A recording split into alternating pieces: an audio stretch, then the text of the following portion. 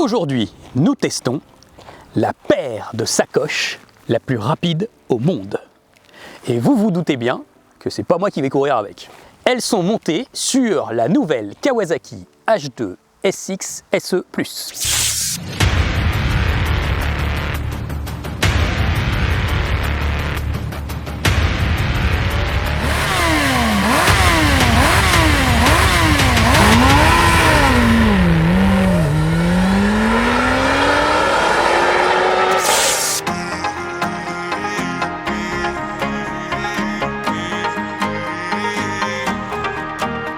Elle n'a pas de moteur 3 cylindres, pas plus que de moteur 2 temps. Non, c'est la nouvelle Kawasaki H2, c'est le retour de cette appellation mythique chez le constructeur japonais et cette moto représente le must actuellement pour la marque Dakashi.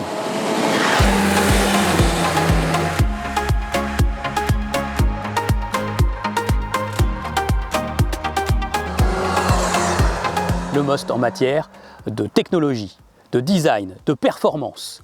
Le must en matière aussi de compétences partagées chez Kawasaki Heavy Industry, entre le motoriste moto, la robotique, l'aéronautique, les recherches en soufflerie, etc. On est vraiment sur le haut de gamme de la marque japonaise. Côté design, c'est très tranché. Kawasaki a pris ce risque. Mais pourquoi pas après tout? Parce que ça ne servait à rien d'arriver avec toute nouvelle technologie, le compresseur en série, pour ressembler à une ZX-10R ou à une ZZR 1400 retouchée. Kawasaki a fait singulier, nous soutenons la démarche. Si vous avez raté l'actu de ces dernières années, sachez que cette Kawasaki H2 SX SE dérive des terribles H2 et H2R, notamment la H2R qui avait franchi 400 km/h sur une autoroute fermée aux mains de Kenan Sofuoglu et grâce à la terrible puissance du moteur, 326 chevaux, mieux que les MotoGP. Cette H2 SX SE est donc la version Sport GT de la famille H2 et elle arrive tout de même en conservant cette fameuse technologie du compresseur. Pour rappel, le compresseur est un système de suralimentation, comme un turbo, sauf qu'un turbo ça utilise les gaz d'échappement. Le compresseur, c'est directement relié au vilebrequin de la moto, donc il fonctionne dès que le moteur tourne. Chez Kawasaki, on a choisi de connecter ce compresseur via un arbre d'équilibrage. Donc ça n'impacte pas la largeur du bloc dans sa partie basse. On gagne en encombrement. On peut s'autoriser à connecter directement un compresseur sur le vilebrequin en automobile, mais en moto, on ne peut pas. D'où la prouesse des ingénieurs de chez Kawasaki. Le compresseur utilise une turbine en aluminium taillée dans la masse, s'il vous plaît, une pièce très onéreuse. Cette turbine est alimentée en air par un conduit qui parcourt toute la moto, du nez de carénage jusqu'au compresseur. Ensuite, il y a la surpression qui est créée et qui dépend de réglages faits par Kawasaki qui arrivent dans la boîte à air. Cette boîte à air est en aluminium, s'il vous plaît, parce qu'en plastique, elle ne supporterait pas la pression, elle exploserait et elle ne supporterait pas non plus l'importante chaleur qui se dégage de cette opération. Sacrée mécanique en vérité, et tous les constructeurs ne sont pas capables d'en faire autant. Signalons tout de même que la H2 SX SE est tout de même largement dégonflée de la H2 standard. Pour cela, Kawasaki a modifié les bielles, les pistons, le diamètre des papillons d'injection qui passent de 50 à 40 mm sur la H2 SX SE. Même la turbine du compresseur est également revue. Tout cela pour rendre ce moteur moins sauvage, moins agressif, plus polyvalent et aussi pour qu'il consomme moins. Signalons tout de même que l'entretien n'est pas si exagéré que ça. Le compresseur ne nécessite qu'un contrôle du jeu de l'hélice tous les 12 000 km. Pour le reste, elle ne coûtera pas plus cher en entretien et en révision qu'une autre Kawasaki haute performance. Côté partie cycle, Kawasaki a utilisé un cadre treillis tubulaire en acier, très rare pour la marque, également un monobras en aluminium de très belle facture. La moto dispose des nouvelles suspensions Showa à assistance électronique, qui fonctionne superbement bien. Grâce à elle, on peut régler la précharge en appuyant sur un bouton et adapter la moto aux conditions. Pilote, pilote plus passager, pilote plus bagage. Des étriers Brembo Stylema qui la stoppent à haute vitesse et la moto dispose d'un arsenal électronique ultra complet. Ça se voit sur le tableau de bord, grand écran TFT couleur. Bien sûr, on a une centrale inertielle, plein de capteurs partout, beaucoup de fils qui parcourent cette moto et beaucoup d'assistance. Le contrôle de traction, 3 modes moteur, le contrôle du frein moteur. Bref, il y a tout ce qu'il faut sur cette Kawasaki pour réguler cette tempête de puissance. Et vous l'aurez noté, la bulle est fixe, pas de réglage. Kawasaki n'en a pas voulu.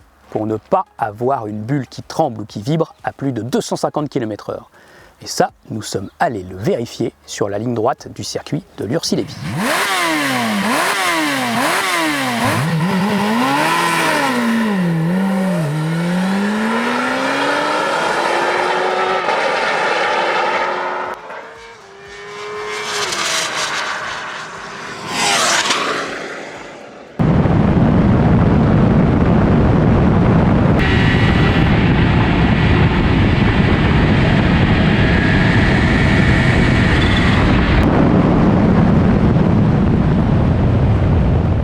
Bon, eh bien, il m'aura fallu sans doute un peu plus de courage pour freiner plus tard, ou quelques dizaines de mètres supplémentaires pour mettre le compteur à 299 km/h bloqué sur cette Kawasaki H2SX SE.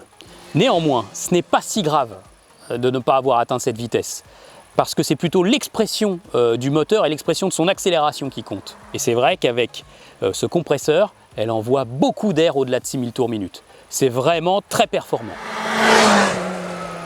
Avec 200 chevaux et presque 14 mètres kg de couple, c'est sûr, il y en a de la performance. Alors certains vont dire le gros moteur atmosphérique de la ZZR 1400 est le plus velouté. C'est vrai, à bas régime, sous 4000 tours minute, ce bloc de la Kawasaki H2SX SE ferraille. Il n'est pas très souple, il accroche un peu, y compris au niveau de la boîte de vitesse. Donc ça manque un petit peu de rondeur tout en bas. Ça se ressent en petite balade ou en ville. Mais sinon, passé 4000 tours minute, on retrouve de la superbe, un coffre généreux, beaucoup de traction offerte par ce compresseur et ce couple. Et puis, une accélération certes linéaire, mais il y a quand même beaucoup de puissance en haut. Ça siffle, ça envoie de l'air cette moto. Et c'est aussi très incitatif. À bord de cette moto, rien n'y fait. On a fortement envie d'accélérer. Mais les formidables performances de ce moteur à compresseur ne sont pas le seul motif de satisfaction. Cette Kawasaki H2SX SE tient très bien la route, elle est très rigoureuse. C'est un châssis qui est très précis. On peut assez facilement la placer dans les portions sinueuses, même très sinueuses, même si le poids, 253 kg tout plein fait peser avec les valises, se fait forcément sentir, particulièrement dans les portions en descente. Là, on a l'impression que le poids vous pousse dans le dos. C'est normal, ce sont les lois de la physique qui sont respectées. Par ailleurs, elle jouit vraiment d'un comportement de suspension de très haute qualité. Les Showa à assistance électronique sont vraiment bluffantes, tout particulièrement sur les routes fripées de l'Allier. Là, la moto se montre très rigoureuse.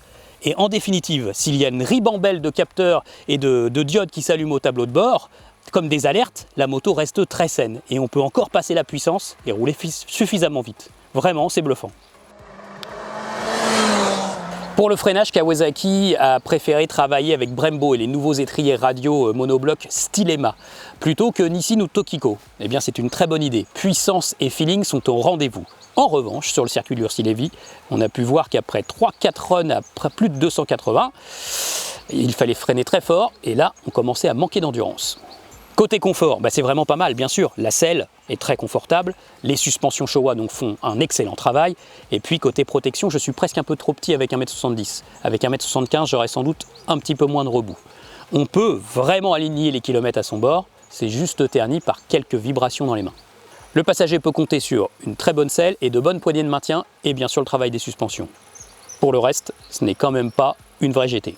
Cette Kawasaki H2SX SE souffre aussi de 2-3 petites lacunes, comme les commodos qui ne sont pas rétro-éclairés, alors qu'on peut retrouver ça sur une KTM homologuée A2.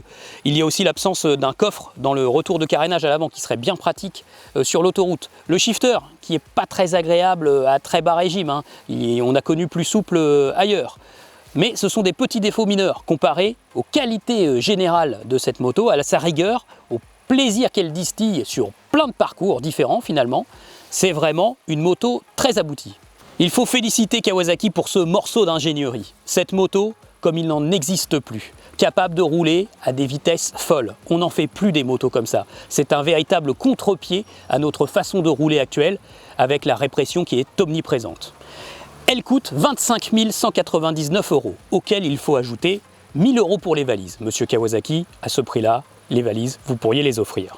Et surtout, que pensez-vous de ce prix? Est-il justifié de par sa technologie, de par son degré d'aboutissement? Est-il justifié par rapport à la concurrence? Un gros custom made in America ou un trail routier à l'européenne? Qu'en pensez-vous?